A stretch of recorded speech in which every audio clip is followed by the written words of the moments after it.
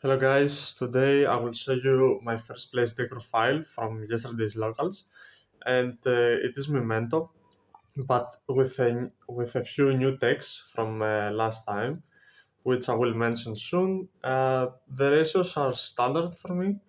I don't know why people seem to be cutting one of these two. I don't think that this is correct, because every time I went second or even first and I lost is because I didn't draw a monster.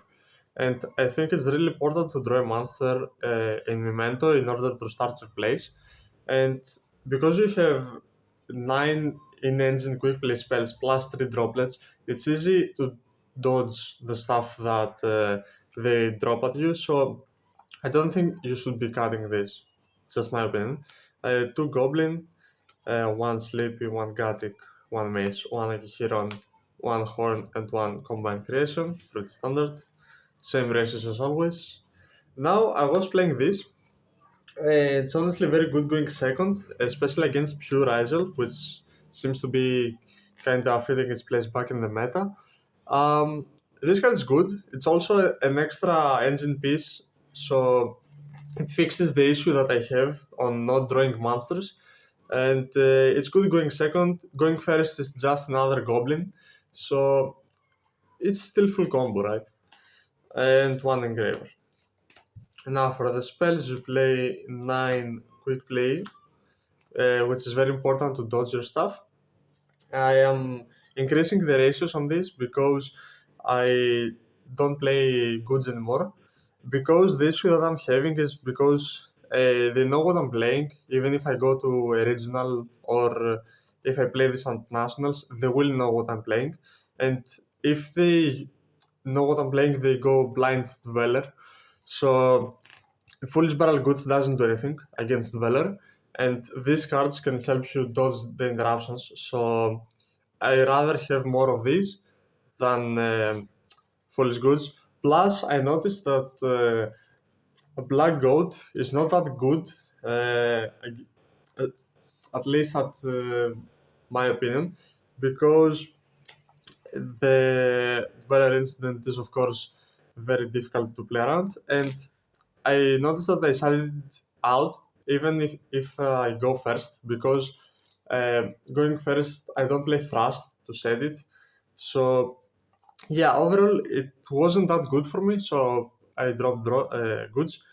The field spell and this is also very good and it's searchable with Tag Charger and it's also a start in your combo.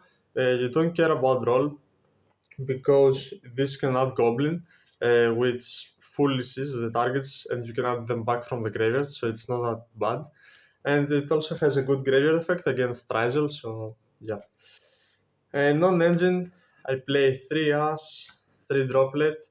It would be 3 Metaltronus, I just don't have the third one yet, it hasn't arrived. It would be the third one. 1 Callbay and 2 Triple Tactics Talent.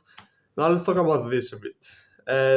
This card in Memento is very very good because you play an archetype that has a lot of attributes and types. And for example, your biggest issue at the moment is Dweller, which you have a main deck target for because it's a water with 1700 attack, or it's a water aqua, so you can even play against the water banner statue or totally awesome. And you know what? It's actually pretty good to have a main deck target. You also have this, which is a Dark Dragon. It can come up sometimes. And obviously, you have all of these. This can negate IP. And that's just in the main deck, right? You don't need to play any weird targets in the main.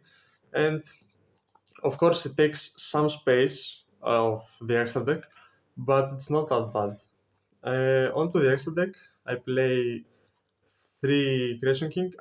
I can't personally play with 2. I just find it really difficult to recycle the second one and use it on the opponent's turn because most of the times I recycle the fusion spell to have more follow up. And by playing the third one, you really don't get into difficult situations. I also noticed that I'm not making Guardian Chimera like ever, so I don't play Guardian Chimera anymore. 1 Twin, 1 Performant, and 1 Necroquip for the Finsmiths. Pretty standard. 1 SP, Crosship, and Griffon. Unfortunately, I cannot play a lot of flexible spots in the extra because of Metaltronus, because you need to play these two. And this is also Metaltronus target against Finsmith decks. This is Metaltronus target for Malice, because it's a Dark Cyber, so you can negate the white binder. And this obviously is for Isil. And yeah, it's really convenient that you can play this in the main for Metaltronus, because you can also fit Slayers in the side deck, and yeah, it's also a pretty good synergy. Now on to the side deck. I was playing 1 Diabelis, which honestly came in clutch against Mitsurugi. And yeah, it's good against certain matchups. I don't put it in always. I'm also not playing Chaos Hunter because in my locals there's not enough Malice. But against a more competitive tournament like a big regional, I would put 3 Chaos Hunters, no questions asked. Also 2 Bestials. This can also search Horn Dragon, which can start your place if you have a Bone Party and other Memento monsters. So it's good. Of course, 3 Lancia, 3 Slayers, 3 Drolls because I want to respect Mitsurugi and Mermail, because as you see I don't have a lot of stuff for Mermail. And yeah, I also play 3 Nib. The Nibiru was a last resort, let's say. It was last moment change, and honestly won me a game, so not that bad. I would put 3 Chaos Hunters instead of this for a bigger tournament, so keep that in mind.